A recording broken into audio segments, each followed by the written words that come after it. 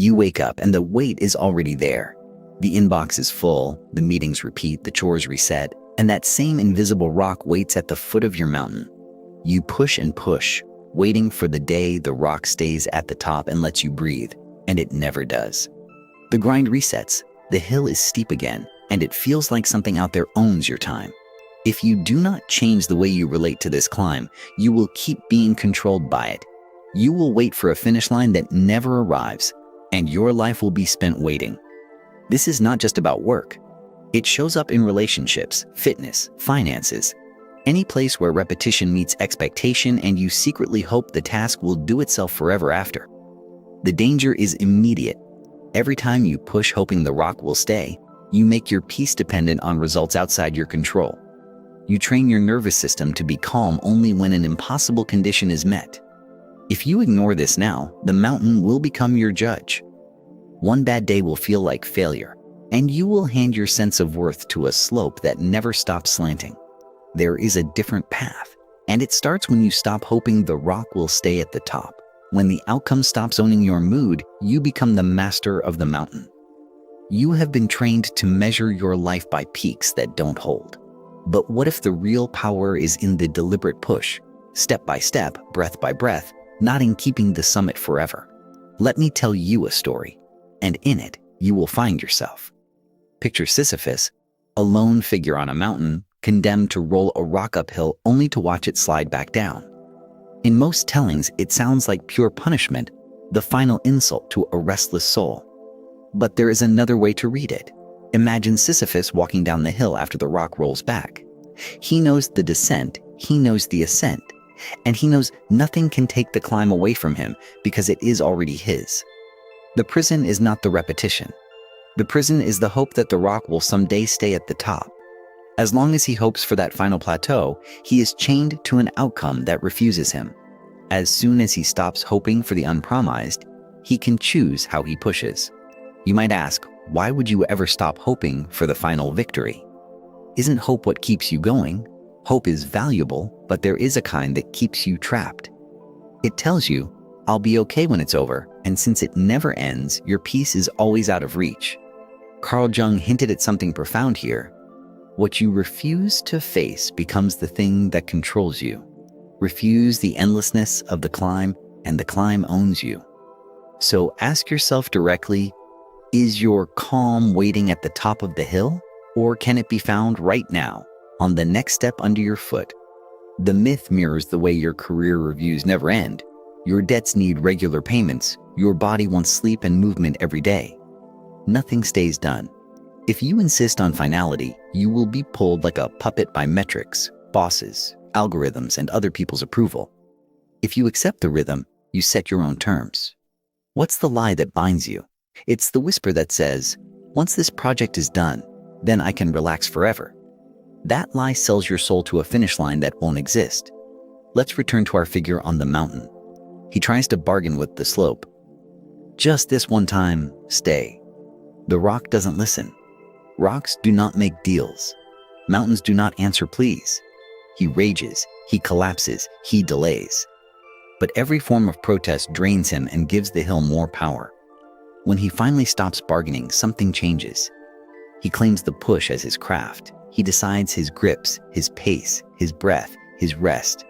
The hill still rises, but now it does not own him, he works it. This is where meaning enters. Repetition without mind is torment. Repetition with attention becomes a ritual, and rituals build a life. Do you feel how this flips control? If you keep tying your peace to the top, other people can use your hunger against you. When you untie your peace and place it in the act itself, promises lose their power. Threats lose their grip. You cannot be bribed by a finish line or bullied by its delay. This is not surrender, it is sovereignty. You are not giving up the summit. You are taking back the climb. Now let's talk about you. Where is your rock? Name it. The email queue, the workouts, the bills, the parenting, the daily reports. Choose one. You cannot master what you do not name. Avoiding the name is how the grind stays vague and invincible. Calling it out puts your hands on it. Here is where the story ends and the action begins. I will give you steps that work in reality, not in theory. Here is what you can do now to stop being controlled by the grind and start mastering your mountain. First, create a morning ascent ritual lasting exactly 12 minutes. Set a timer for 12 minutes and begin the first push of your chosen rock. One tiny meaningful action without checking messages or metrics. When the timer ends, you stop. This teaches your nervous system that the climb starts by your decision, not by the world's demands. It builds a reflex of initiating without waiting. Second, create an evening descent ritual lasting 7 minutes. Once the day's push ends, write down where you will place your hands tomorrow. This trains your mind to detach from the top and focus on the next grip. It also kills the lie that you must keep thinking about your rock all night to stay in control. Third, choose the weight, not the world. Decide on a sustainable daily effort you can perform even on a bad day. Then keep it sacred. Your ego will push you to do more on good days and punish you on bad ones. That pattern hands control to moods and weather. You will take it back. Write down a minimum viable push, 5 emails, 10 minutes of reading, 2 sets of exercise, 1 focused sales call. Your version. This is your rock's daily weight. Fourth, stop bargaining with the mountain. When the urge to say after this, I'll finally relax appears, answer out loud. I will relax because I choose to, not because the summit stays. This one sentence dissolves the trap. You reclaim the power to rest as a choice, not as a prize withheld by an indifferent slope. Fifth, build a boundary sentence you can use in emails, meetings, and conversations. I can deliver by. For anything beyond that, we'll schedule a new window. This prevents other people from adding stones to your load without your consent. It ends the subtle control of urgency. Sixth, replace outcome obsession with craft obsession. Ask, what micro skill can I hone today during the push? Grip placement, breathing, posture, the first sentence, the first call. When you fixate on craft, you gain meaning from making, not from finishing. That meaning is yours immediately and cannot be taken. Seventh, schedule a weekly lookout. Once a week, you stand on a ridge, look back at the path, and count the pushes you completed, not the results, the pushes. You cannot control the lasting of a summit, but you can control showing up. Counting pushes trains your brain to value what you own. Eighth, identify your hidden agreement, the quiet payoff for staying trapped. Maybe staying overwhelmed keeps you from risking failure at the next level. This is not about blame. It is about honesty. When you see the payoff, you can choose to let it go. Ninth, design your friction and flow. Remove one friction that makes the push harder and add one flow that makes it feel smoother. Clothes ready, tools staged, playlist queued, chair adjusted. Do not try to remove every obstacle. You need a slope or there is no climb. Remove just enough to make starting easy and finishing respectable. 10th, create a low tide plan for bad days. Define the minimum you will do when you are exhausted, sick, or crushed by events. Your low tide keeps you from zero and preserves identity. Even on bad days, you are still the person who pushes the rock. Now let's address the fear behind all this, the fear of being controlled. Ask yourself, who controls you when you tie your peace to an outcome? Whoever promises the outcome. When you stop betting your mood on the summit, manipulators lose leverage. They can only offer what you no longer need for peace.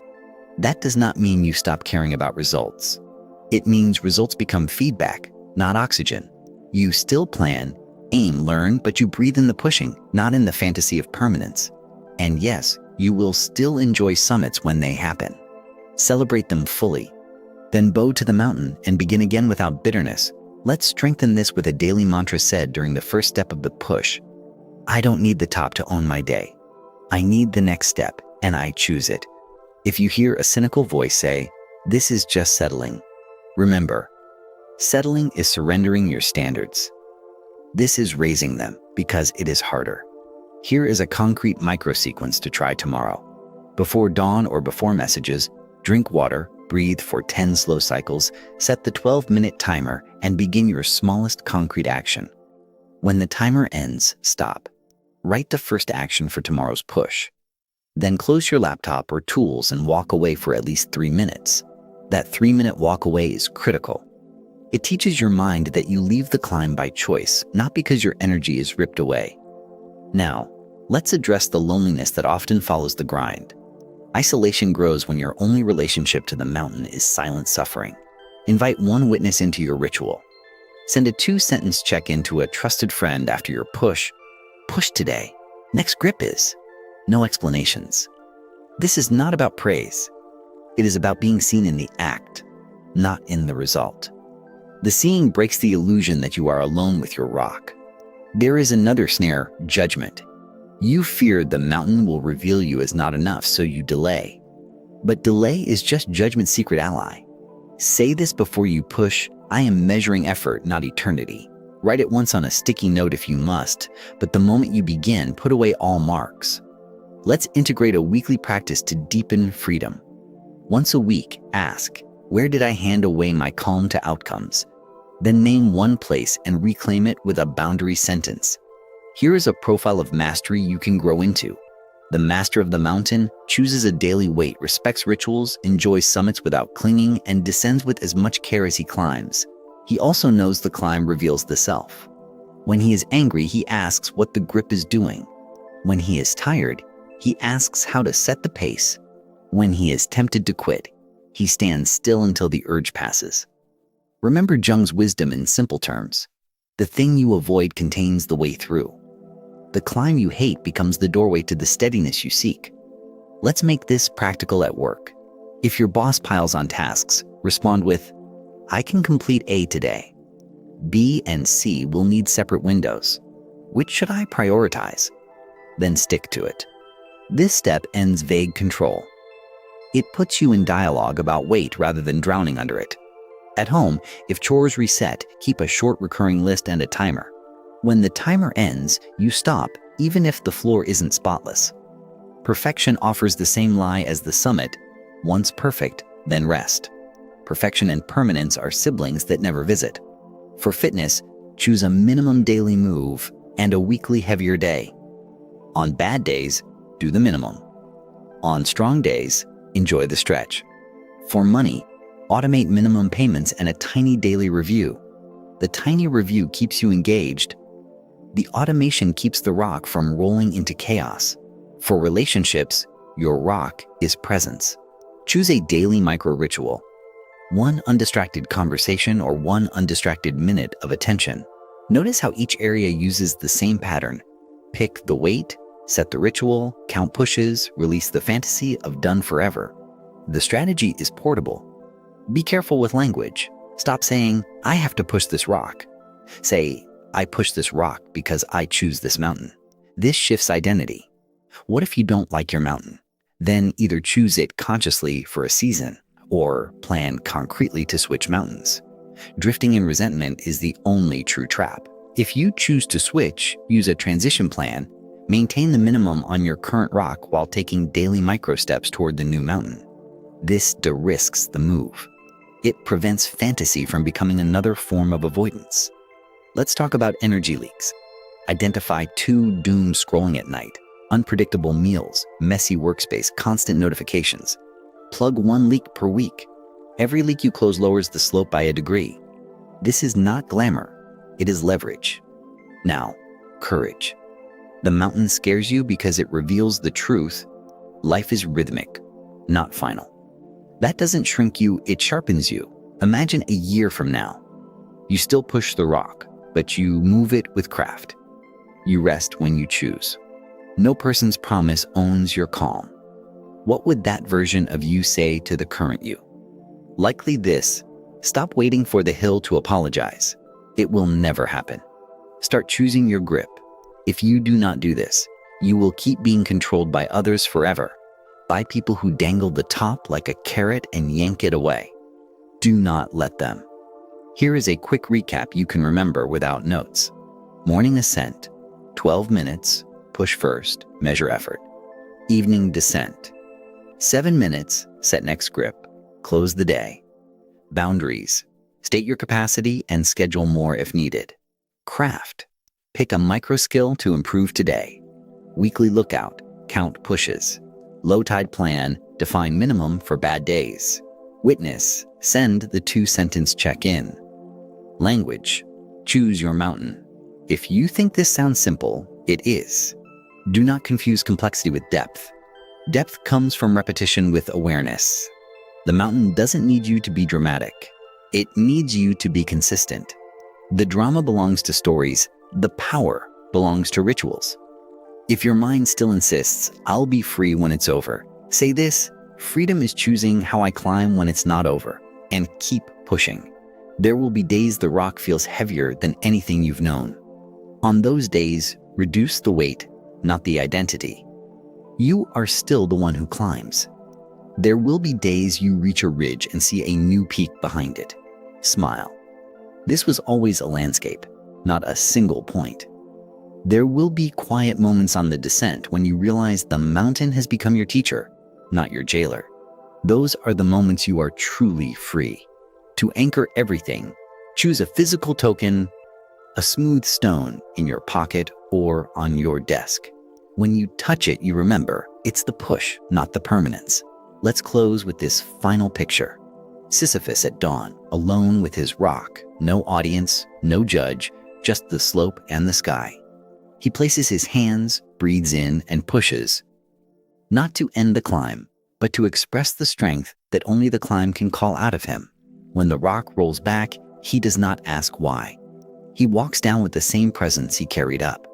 The descent is part of his art, and under the wide, indifferent sky, something undeniable happens. He owns himself. He owns his day. He owns the mountain. Start tomorrow. Drink water, breathe, set the 12-minute timer, push once, write the next grip, and walk away. Then come back the next day and do it again. You will not be controlled by a finish line that refuses to exist. You will master the climb that never ends. That is how you find meaning in the grind. When you stop hoping for the rock to stay at the top, you become the master of the mountain. And when you master the mountain, you become the master of you.